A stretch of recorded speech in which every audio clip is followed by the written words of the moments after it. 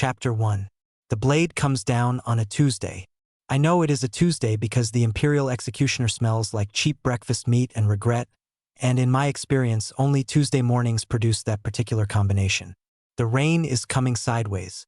My knees are bleeding where the stone platform has chewed through my ceremonial trousers, and somewhere above me, behind 3 pairs of polished boots, 3 crowned men are watching me die with the mild interest of people observing whether they personally ordered. I cannot see their faces from this angle. I do not need to. I have read this scene before. Not lived it. Read it. Cover to cover. Late on a Thursday night in an apartment that smelled like instant noodles and ambition. Curled up with a novel about an Omegaverse empire where the tragic villain got exactly what he deserved by Chapter 5. The tragic villain was named Merritt Vale.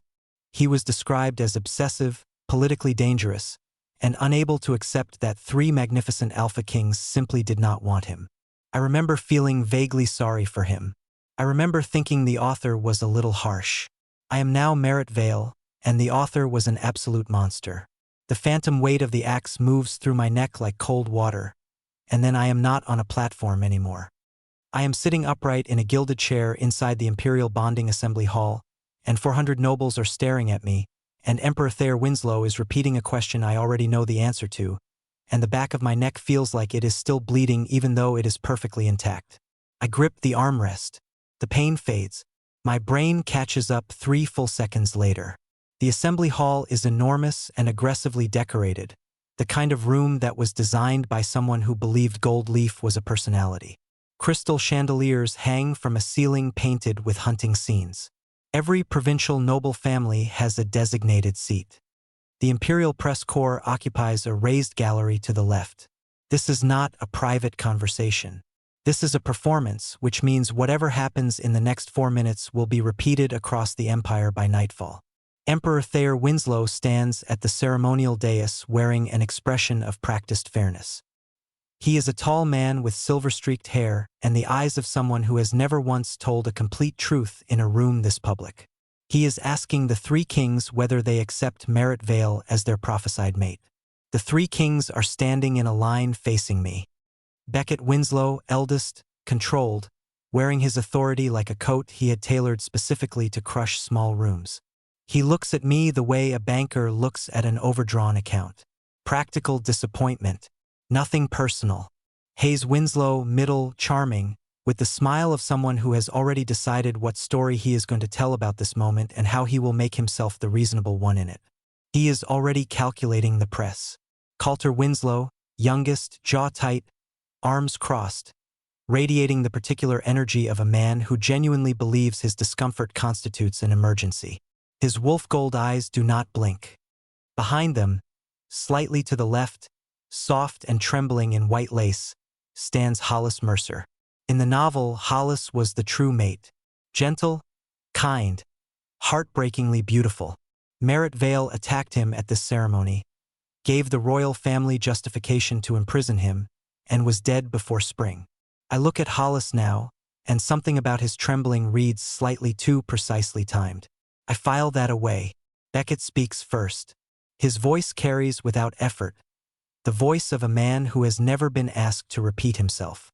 He says I am politically ambitious and cold, that my family's wealth was used as leverage, that a mate bond requires more than a prophecy and a transaction. Hayes follows. He says I spread damaging rumors about Hollis Mercer through 3 provincial courts, that my jealousy created instability, that the people deserved kings who chose love rather than obligation. Coulter does not bother with elaboration. He says their hearts belong to Hollis and that no amount of family influence changes what the heart recognizes. 400 nobles absorb this in complete silence. Every word has been prepared. Every pause is calculated. They expected the original Merritt to shatter here, to scream or lunge or dissolve into the kind of public grief that makes a person look unstable. The original Merritt gave them exactly that. I reach up and remove the 3-headed wolf pendant from my throat. It is heavier than I expected. The chain is real gold, old gold, warm from my skin. I set it on the armrest of my chair with a small, precise click. Then I smile. Not a broken smile. Not a performance. I smile the way you smile when you have read the script, know the ending, and have personally decided to rewrite the third act. I say, 3 kings, 1 rejected mate, for 100 witnesses. You could have sent a letter. Rejecting me before the entire empire feels excessive, but I genuinely respect the commitment to drama. The silence fractures. Someone in the noble gallery makes a sound that is not quite a laugh but is definitely its first cousin. Hayes's smile stays perfectly in place, but his left eye twitches. I stand up. I turn to face Emperor Thayer Winslow directly, and I watch something move across his expression that is not concern for me. I say, I accept. The room goes completely still, and around the triplets' crowns, invisible to every person in this hall except me, silver threads begin to glow. Then they snap. Chapter 2. The silence lasts exactly 4 seconds. I count them because my heart is doing something medically questionable inside my chest, and counting gives me something to do besides let it show. For seconds of 400 nobles processing the fact that the man who was supposed to beg just accepted. For seconds of Emperor Thayer Winslow staring at me with an expression I cannot fully read but which definitely contains a word I do not like. Hayes recovers first because of course he does. He steps forward with the warm, measured smile of a man who hosts charity galas and genuinely enjoys the sound of his own voice at them. He says this outcome is for the best, that he hopes I find peace, that the empire wishes me well. He makes my public humiliation sound like a mutual lifestyle decision. He is very good at this. I make a note. Beckett says nothing. He is looking at his hands. Coulter is looking at the pendant I left on the chair.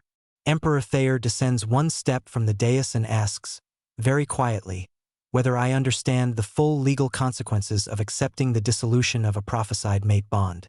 I tell him I have had time to review the relevant imperial statutes and I am comfortable with my decision.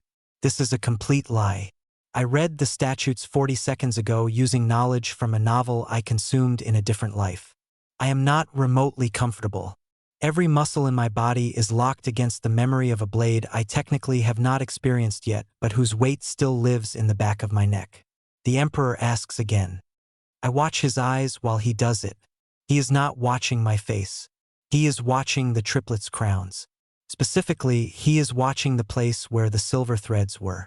He cannot see them, but he knows they should be there, and something in his face confirms that he knows they are gone, and the confirmation tells me something much more important than anything happening in this hall right now. The Emperor already knew those threads existed. I keep my expression pleasant and tell him I understand completely. He steps back. The Imperial Court Recorder documents the dissolution. I refuse the financial severance package that the original contract specified. The clerk looks at me like I have just declined oxygen.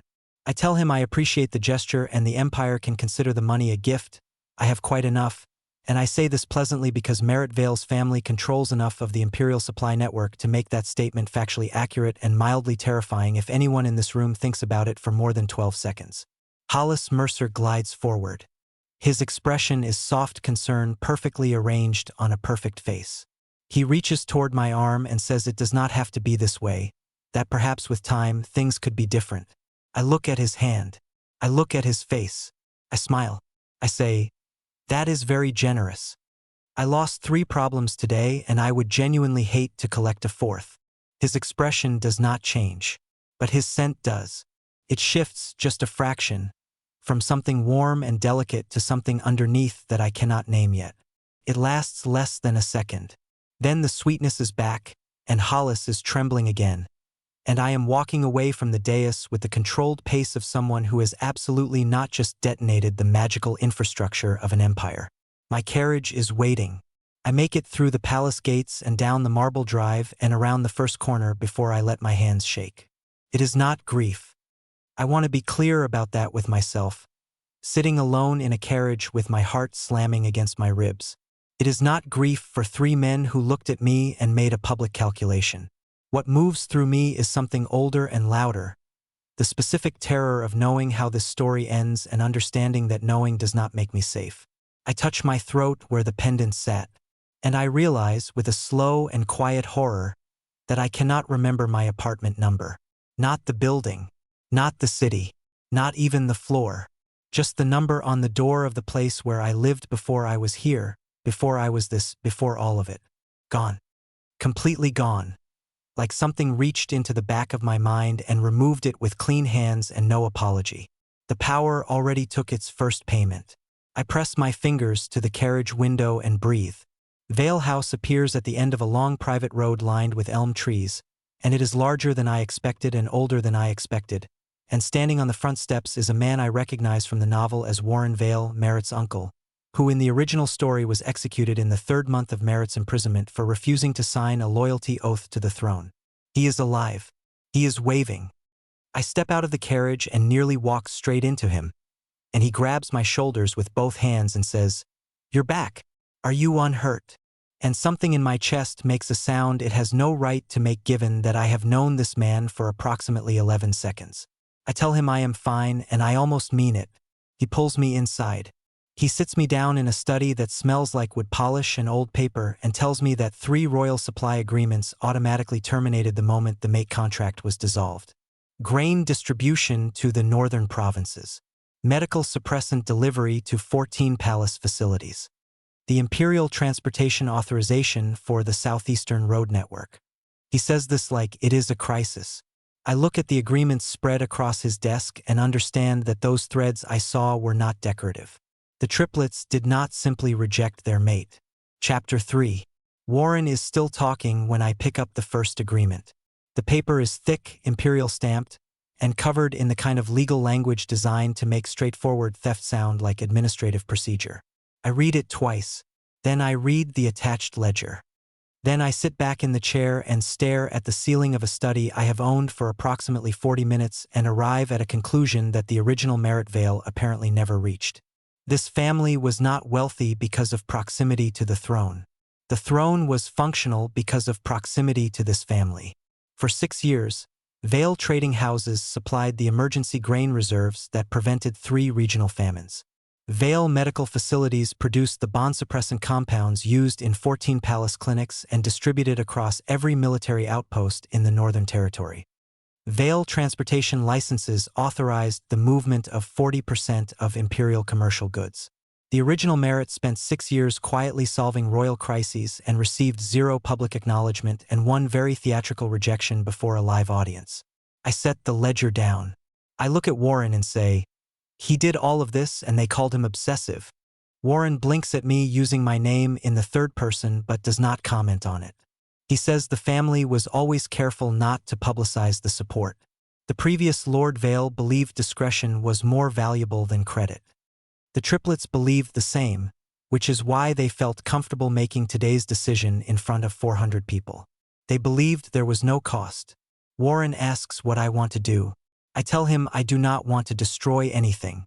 I want to stop rebuilding things for free. There is a difference between those 2 positions, and the difference matters to me, because the distinction is the entire moral weight of what I am about to do. Sabotage requires intention and effort. What I am doing requires only that I stop performing labor that was never compensated, never acknowledged, and never protected. I instruct Warren to maintain all civilian contracts. Border shelters, civilian hospitals, independent communities, small trade routes used by non-royal merchants. Those continue without interruption. The people who depend on those services did not reject anyone. The private palace supply chains are a different conversation. I am simply no longer having that conversation for free. Warren asks whether this is revenge. I tell him revenge requires emotional investment in the other person's suffering. I am not suffering on their behalf. I am stopping. He almost smiles. 3 days pass. On the first day, Beckett's signature fails on a provincial trade agreement requiring royal authorization. The merchants send it back unsigned. The palace issues a second copy. Fails again. An imperial clerk spends 6 hours trying to determine whether the royal seal is defective. It is not defective. The seal works perfectly. The crown-weaving thread that was quietly making provincial leadership feel instinctively inclined to honor Beckett's word has simply stopped doing that work. They are making their own assessments now. On the second day, Hayes summons 3 regional pack leaders to a royal summit and 2 of them decline. Not rudely, just independently. For the first time in his leadership career, Hayes Winslow sends an invitation and receives a scheduling conflict in return. I learn about this from a provincial courier who stops at Vale House and mentions it with the dazed expression of someone reporting a very minor miracle. On the third day, Coulter's ancestral wolf does not respond during military training. I learn about that one from a different source entirely. A young soldier from the border regiment writes to his family in the southern province, and his family happens to supply fruit to Vale kitchens, and the letter gets passed along the domestic staff with the enthusiastic energy of a very good piece of news. Coulter Winslow stood in the training yard for 40 minutes and his wolf did not come. He is reportedly sleeping very little. I make a note and continue reviewing the Vale medical supply ledgers. On the fourth morning, an imperial order arrives bearing the royal seal and all three kings' signatures. It commands the Vale family to restore all suspended palace supply services immediately, citing national security provisions under Imperial Charter Section 44. I read it twice. Then I use crown weaving to check the threads attached to Imperial Charter Section 44. There is a hidden clause woven into the charter, old enough that it predates the current emperor. It specifies that emergency national security provisions cannot be invoked to compel private family trade agreements when those agreements were voluntarily suspended and no financial compensation was offered for their original provision. The palace invoked an emergency law to compel services they never paid for. I send the imperial order back. I attach an itemized invoice for 6 years of supply services, transportation licensing fees, medical compound production costs, and a modest administrative handling charge I invent on the spot because I feel it is appropriate. The invoice is very long. I keep my handwriting neat. 2 hours later, a second carriage arrives at Vale House. Not a royal carriage. A plain black one with no imperial markings, which is how I know whoever sent it is someone the palace does not want associated with this visit. A footman hands Warren a sealed envelope. The wax bears an insignia I do not immediately recognize. A compass point over a closed eye. Warren's expression shifts in a way that tells me he does recognize it. He tells me an official from Imperial Intelligence has arrived. He tells me the official's name is Sterling Graves. The name lands with a weight I do not expect because I remember it from the novel and the character attached to it was never described as someone you sent for routine investigations. Sterling Graves was described in 3 sentences across the entire book, and every sentence implied that when the Emperor sent Sterling Graves somewhere, something was already beyond ordinary recovery. The drawing room door opens. Every servant in the hall lowers their eyes without being asked. Chapter 4. Sterling Graves is not what I built in my head. The novel gave him 3 sentences and none of them covered the particular quality of stillness he carries into a room. Not the stillness of someone waiting to act. The stillness of someone who already knows what will happen next and has decided to let it arrive on its own schedule. He is tall in the way that does not announce itself, and the scar that runs from beneath his right ear to his collarbone is the first thing I register and the thing I spend the rest of the conversation aggressively not looking at. His scent reaches me before he does. Cedar. Smoke. Something cold underneath like winter rain on stone. My omega instincts, which have been professionally suppressed for approximately 4 days and are apparently still functional enough to be inconvenient, register it with the subtlety of a fire alarm. I do not move. Sterling stops 3 feet away and does not come closer. He is watching me. Not the way Beckett watched me like an accounting problem, and not the way Hayes watched me like a story he was already editing. Sterling watches me the way someone watches a door they are not certain is safe to open. Careful. Genuinely uncertain. I find this more unsettling than any alpha presence I have encountered since I arrived in this body. He removes his gloves. He sets them on the side table with the deliberate patience of a man who has learned that rushing small actions makes people nervous. Then he looks at the space around me, just slightly off-center, and says, "How long have you been able to see the Empire bleeding?" The room temperature does not change. The light does not change. But something shifts in the air between us, and I understand that Sterling Graves walked into this house already knowing what I am, and the question is not an accusation. It is the specific phrasing of someone who has been looking for the right word for something they have been watching for a long time. I say, "I am not certain what you mean." He says, "The threads, around the crowns, around the contracts. You see them." I say, "You cannot see them." He says, "No, but I can see where they were. The way a person can see where a painting hung after it has been removed. The wall remembers the shape." I look at him for a long moment. He does not fill the silence. Most people fill silences.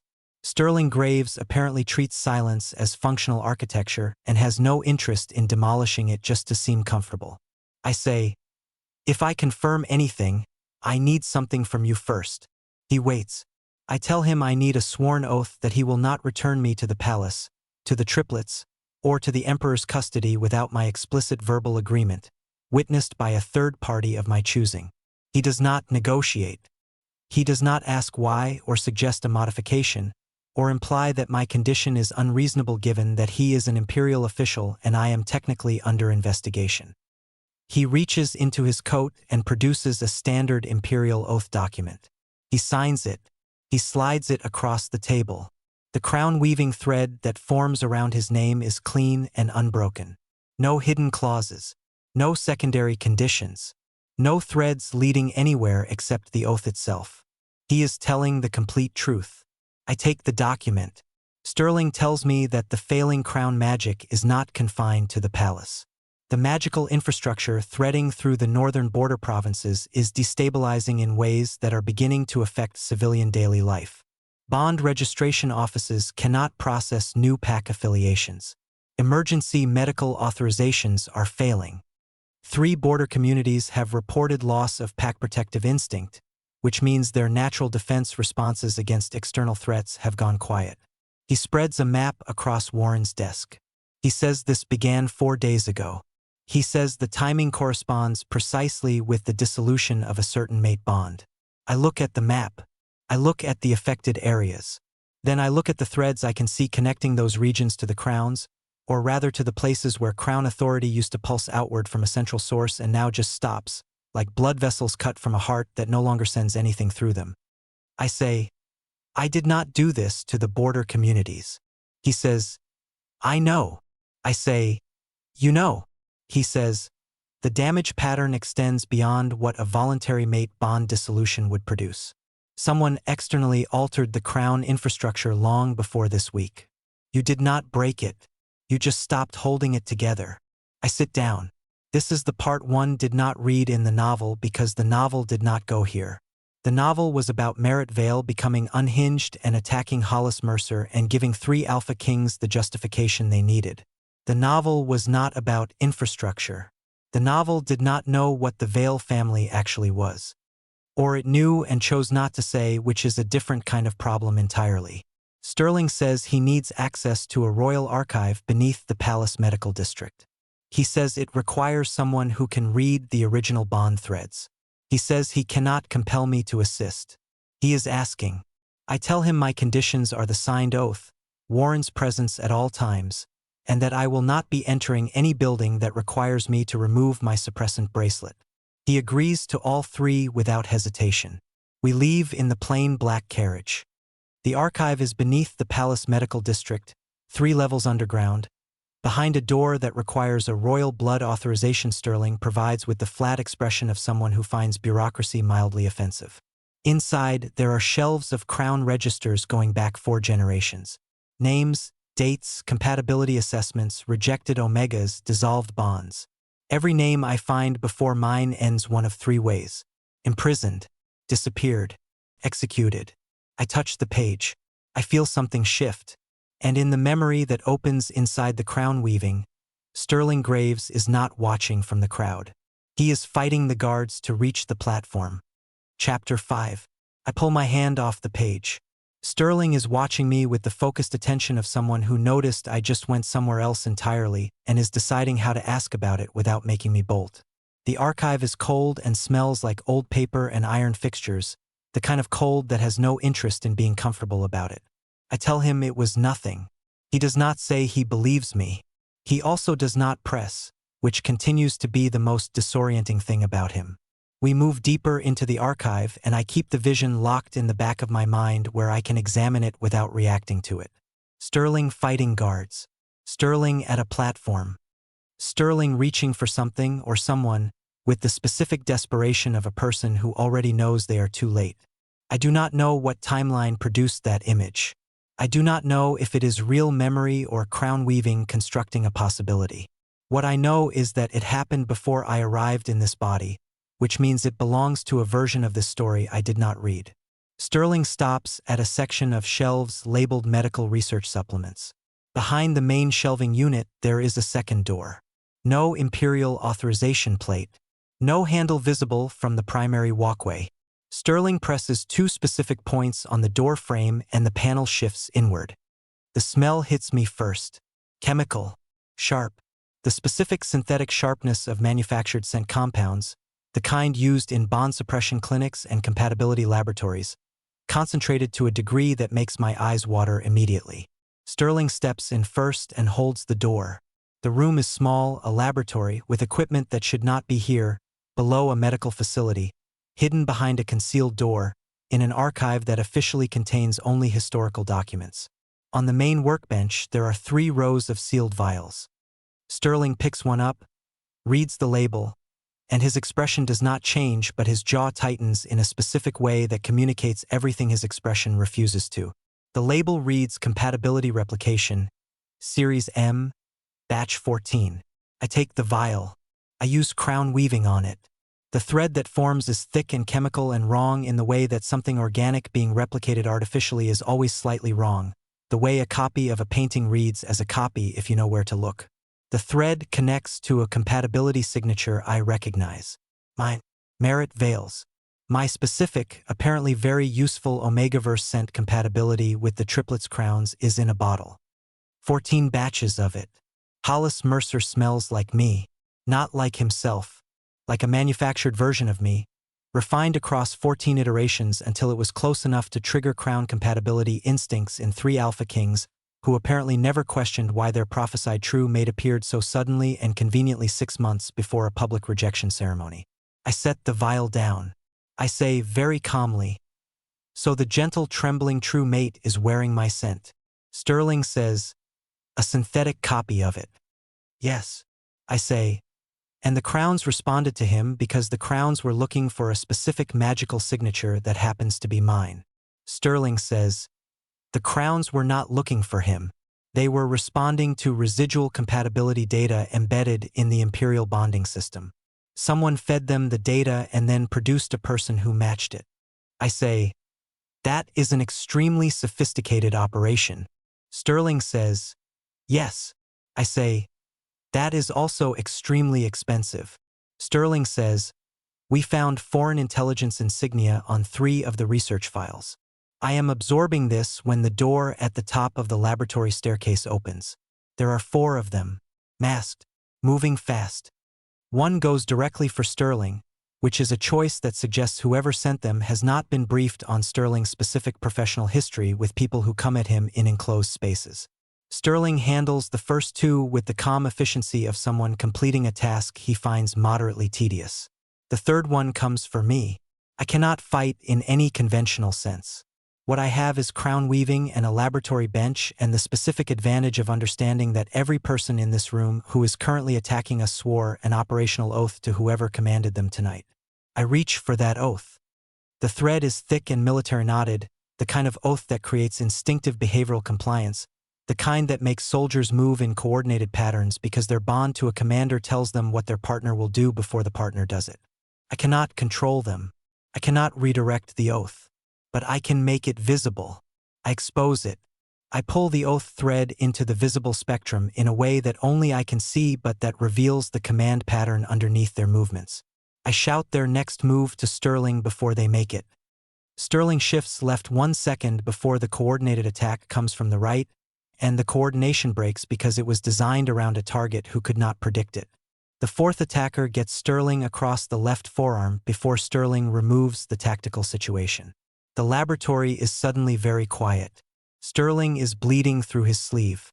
I find a medical kit on the lower shelf because this is apparently a fully equipped illegal laboratory, and I press a clean cloth to the wound with more force than strictly required. Sterling lets me. He keeps his hand flat on the bench and does not flinch, which is either professionalism or stubbornness, and given everything I have observed about this man in the last 4 hours, it is entirely possible that those 2 things are the same thing for him. The proximity is inconvenient. Cedar and smoke and winter rain, and underneath it, something warmer that his control is currently keeping very still. I am extremely focused on the wound.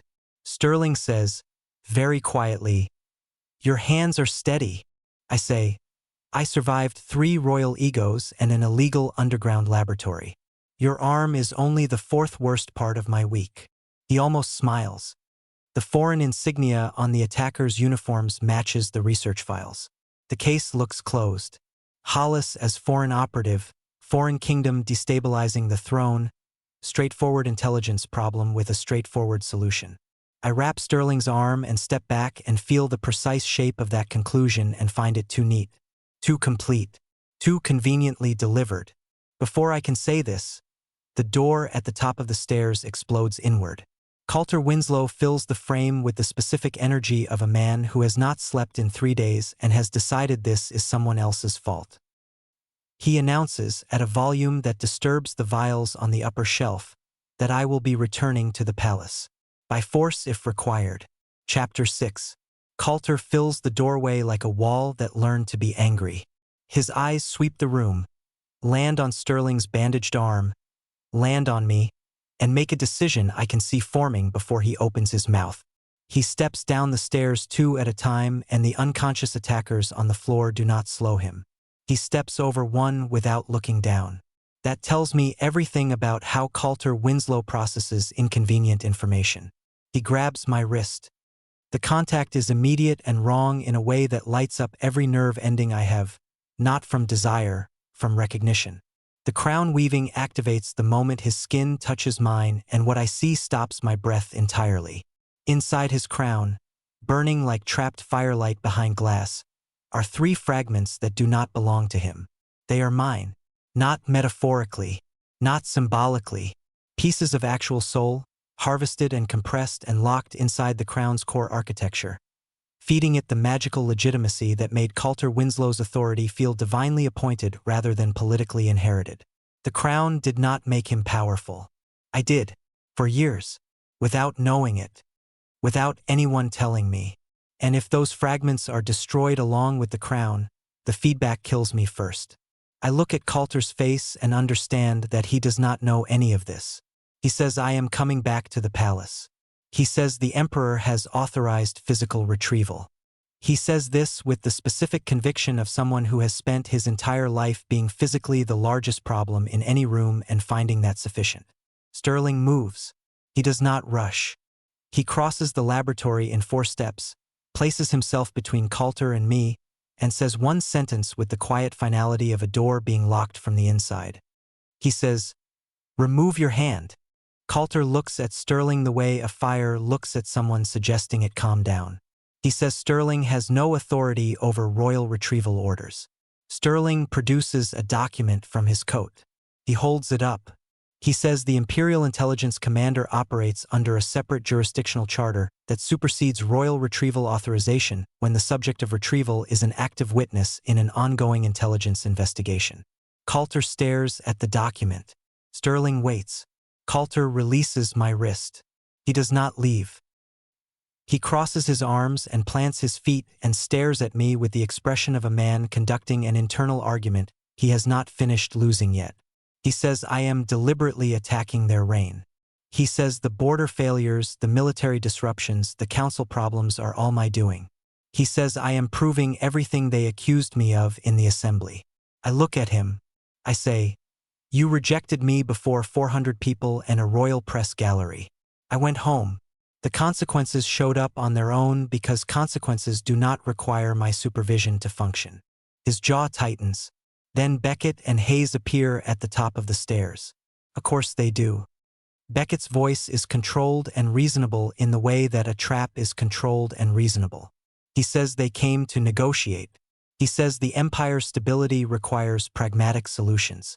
He says they are prepared to reinstate the full mate contract if I agree to restore the supply infrastructure and the crown's magical stability. Hayes adds that they are willing to discuss expanded Vale family representation in the Imperial Council. They are offering me what I wanted 6 years ago. They are not offering it because they regret what they did. They are offering it because the invoice arrived. I say, Regretting a decision is not the same as understanding why it was wrong. You do not want me back. You want back what I was providing. Those are not the same request, and I am not confused about which one I am receiving.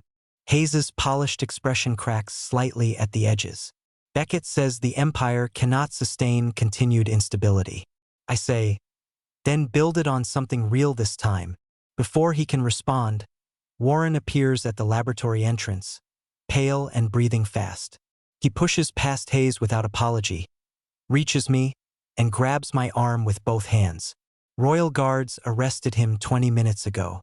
They have him on record as a co-conspirator in a foreign plot to destabilize the crown, based on forged documents bearing my crown-weaving signature.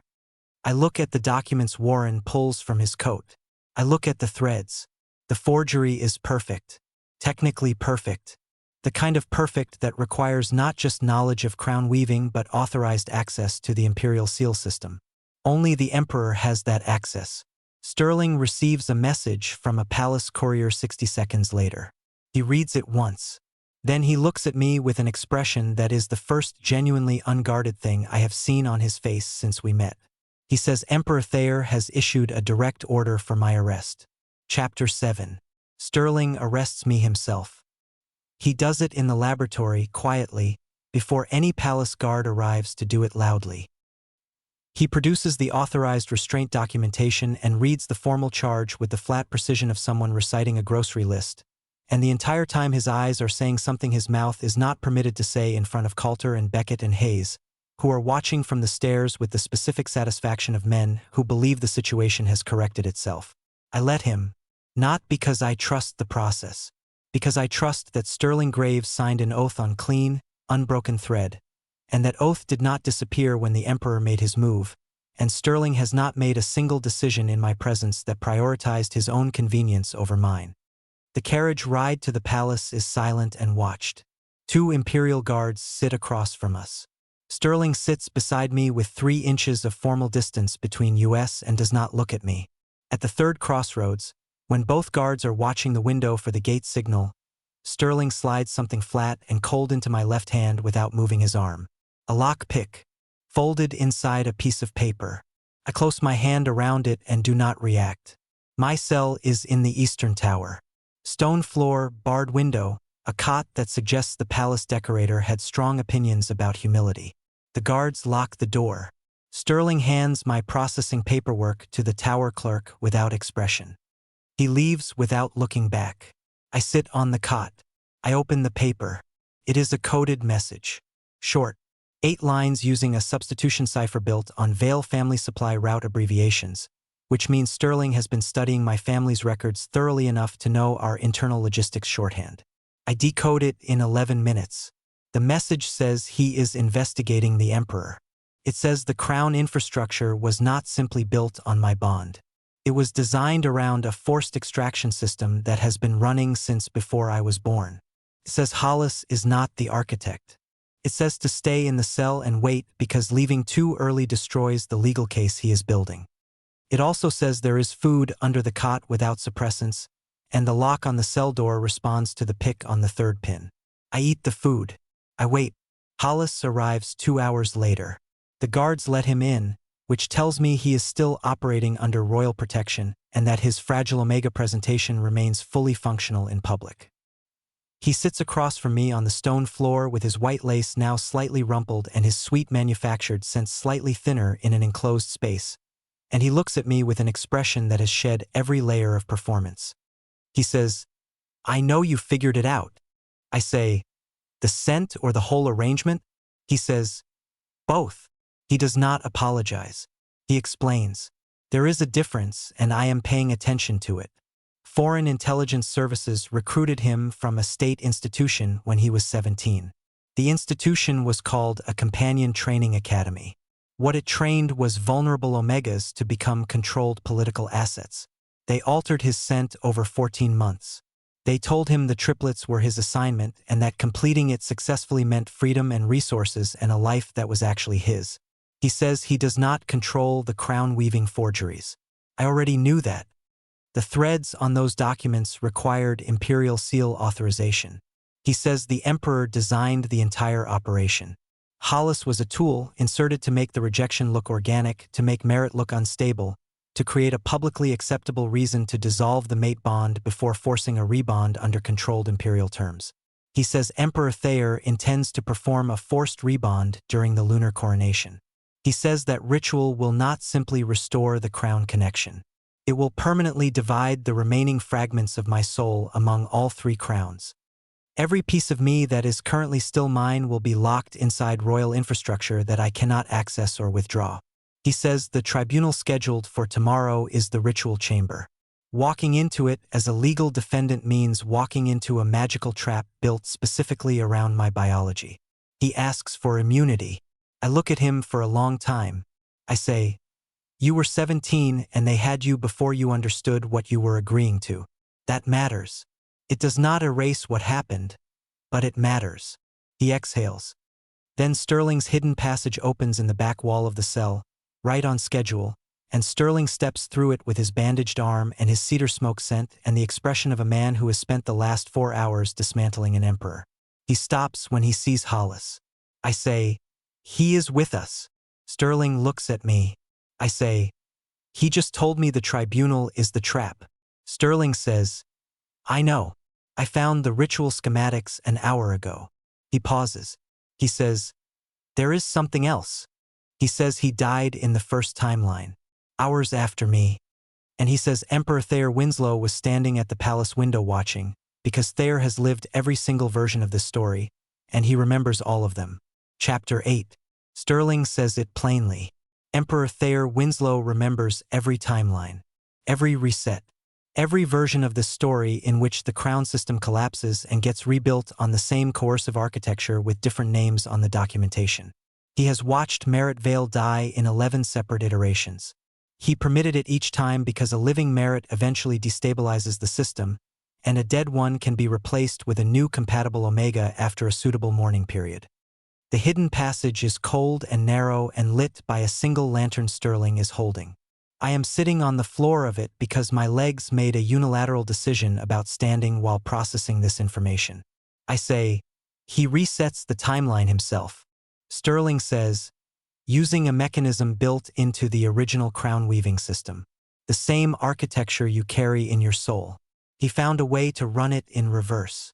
I say, "And transmigrating into this body." I stop, because I have been operating on the assumption that I came from somewhere else.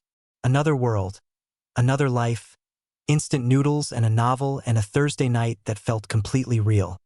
But if the Emperor can run crown weaving in reverse, and if my soul has been fractured across 11 iterations of this story, then what I remember as a previous life may not be a different world at all. It may be me, a version of me that fractured so completely across 11 deaths that the surviving consciousness constructed a separate identity to protect itself from understanding what it actually was. I did not transmigrate into Merritt Vale. I am Merritt Vale. I have always been Merritt Vale. Every memory I believed came from somewhere else, the apartment, the novel, the instant noodles, was my own mind building a shelter out of distance so I could function inside a body that had already died too many times to process directly. The lantern light does not change. Sterling is watching me. He does not tell me it will be fine. He does not offer a reframe. He waits until I am finished arriving at the conclusion, and then he says, "Every choice you have made in this version belongs to you. Not to a previous death. Not to a fractured memory. You." I say, "That is either very comforting or a significant oversimplification." He says, "Both." I almost laugh. The almost is important because the laugh would have cracked into something else, and I cannot afford that right now. I press the back of my head against the stone wall and breathe through the cold and let myself have exactly 30 seconds of being genuinely terrified before I put it away. Then I say, "I have something I need to tell you." Sterling waits. I tell him about the vision in the archive. Sterling at the execution platform. Sterling fighting guards to reach me. Sterling arriving too late. He is quiet for a moment. Then he says, "I have had that dream since I was 19. I never understood what platform it was or whose execution I was trying to stop. I just knew I was always 30 seconds late and that it was the worst thing I had ever felt." I say, "It was not a dream." He says, "No." I say, "You tried to save me and it cost you your life hours later." He says, "Yes." We are sitting very close in a narrow passage and his cedar smoke scent is doing exactly what it was doing in the laboratory, and I am significantly less able to professionally ignore it in a confined space with no task to focus on. I say, "I am terrified of wanting something that becomes a reason someone else makes decisions for me." He does not move closer. He says, "I know." I say, "Every person who said they cared about me before used that caring as a reason I owed them something." He says, "I know that too." I say, "I want you to know those things before I do this because I need you to understand they do not go away just because I am about to make an exception." He says, "Merritt." I say, "What?" He says, "I have been waiting 11 timelines." I close the distance. The kiss begins with the specific careful quality of two people who are both aware that the wrong pressure in the wrong direction ends something that neither of them can afford to lose.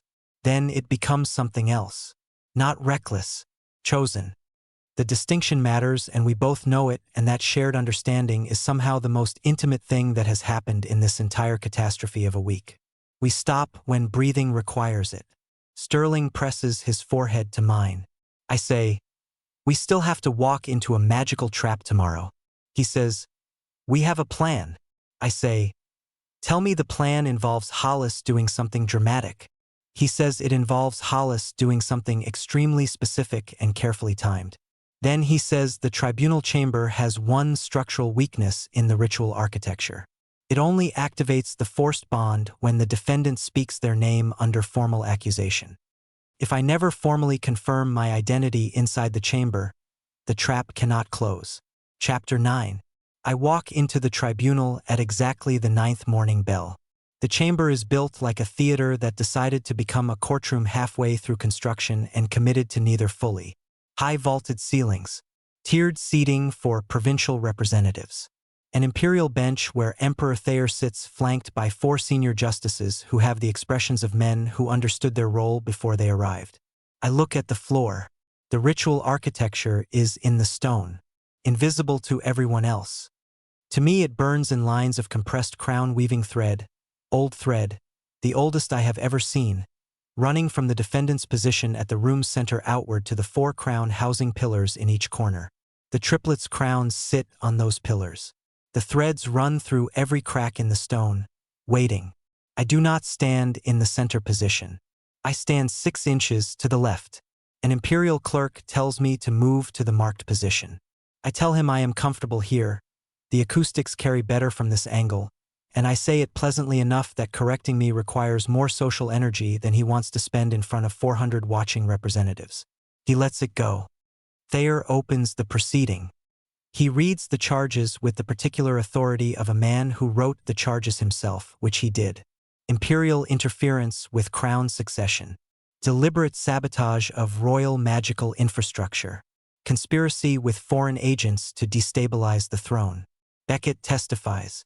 His account is controlled and detailed and contains 17 facts that are technically accurate and arranged in a sequence that produces a conclusion that is completely false.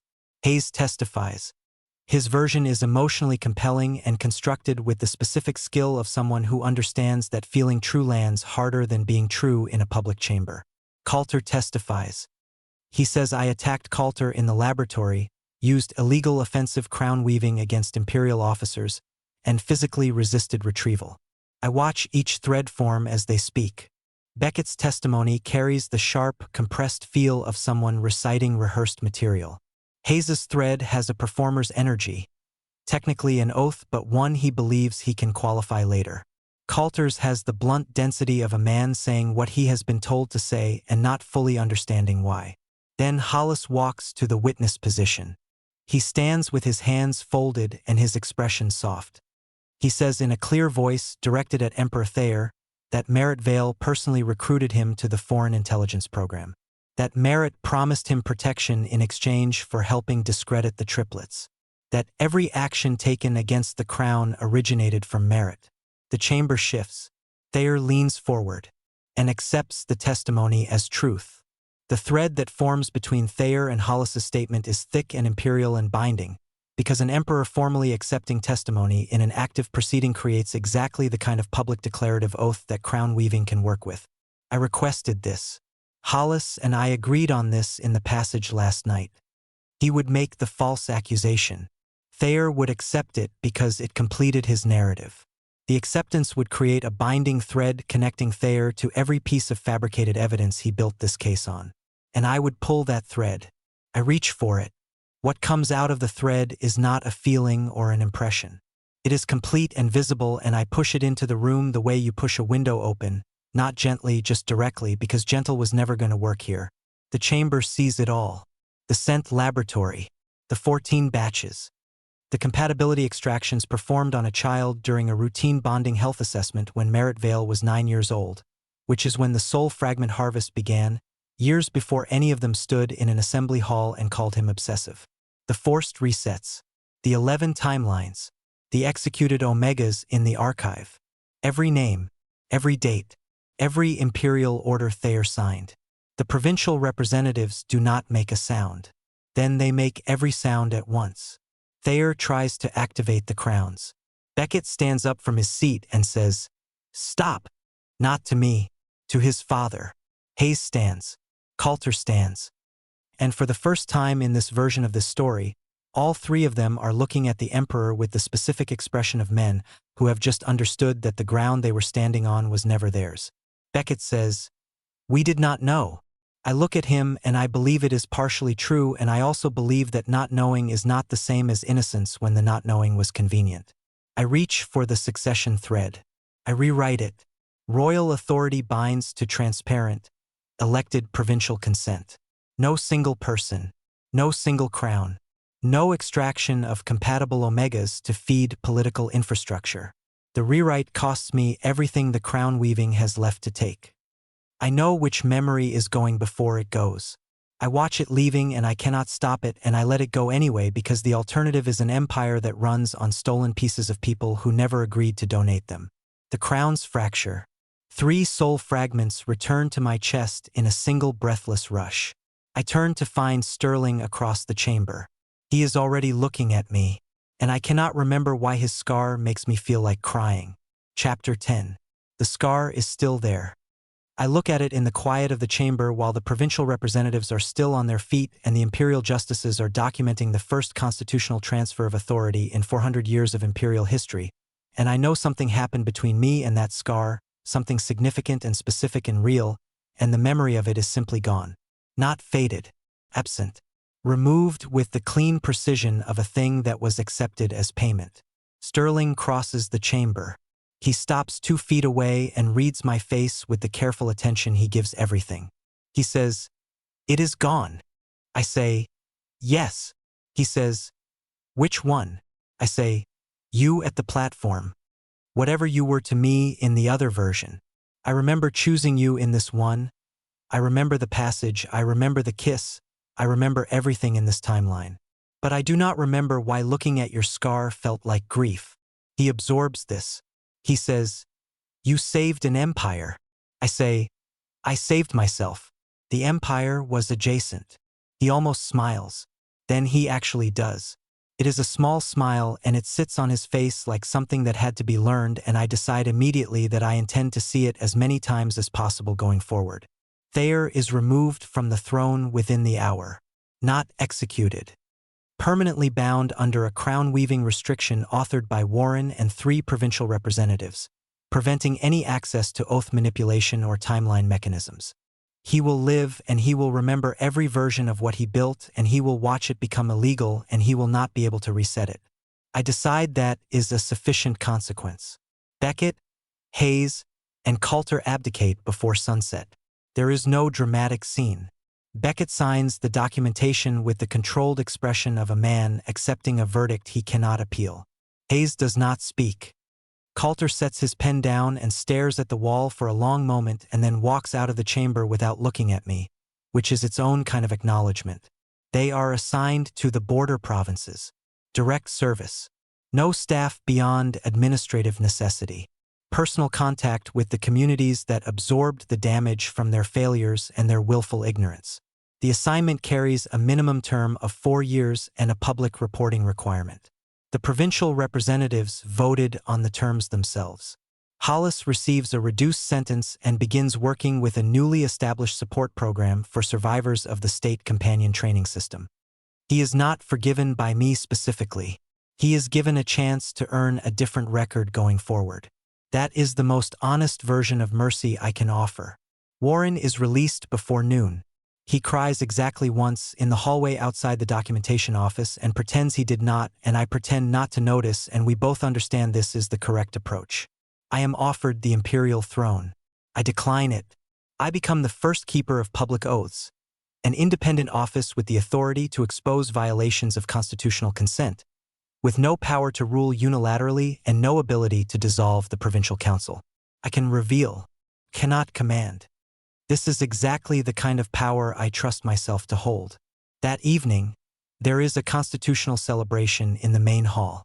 Sterling holds me during a slow dance that the orchestra seems to have decided should last considerably longer than usual. I tell him I hope being bonded to an intelligence commander involves fewer formal arrests going forward. He says he can make no promises about the paperwork. I lean into his shoulder and let myself be held by someone who waited 11 timelines and never once used the waiting as leverage. Cedar and smoke and winter rain, and underneath it the warm constancy of someone who has already decided who he wants to be in every version of this story. Later, in the quiet of the night, Sterling marks me. He asks first. He waits for me to answer. He responds to every signal I give with the focused attention of someone for whom my freedom and his desire are not in conflict. The scene is full and real and anchored in trust, and I choose every moment of it with both eyes open. Afterward, he whispers against my temple, "I remember the first timeline." I touch the scar on his neck. I say, "I may not remember who you were to me then. Show me who you choose to be now." He pulls me closer. The lesson of all of this is not that walking away is cruelty. It is not that forgiveness is weakness or that power protects you. The lesson is simpler and older than any crown. Staying somewhere that requires you to disappear is not loyalty. Love that needs you to be smaller to function is not love. And real freedom is not the absence of connection. It is connection that never once asks you to vanish inside it. The following morning, we leave the hall together. Above the empty imperial throne, one black thread appears, unbroken, stretching north past the border, past the mapped territories, into something no existing record names. Someone outside the empire remembers every timeline too, and they have been watching this one very carefully. If the story moved something in you, subscribe and turn on notifications so you never miss what comes next on this channel. Every story here is built to stay with you, and there is so much more coming. Drop your thoughts in the comments and let your words inspire someone else who needed to hear this today.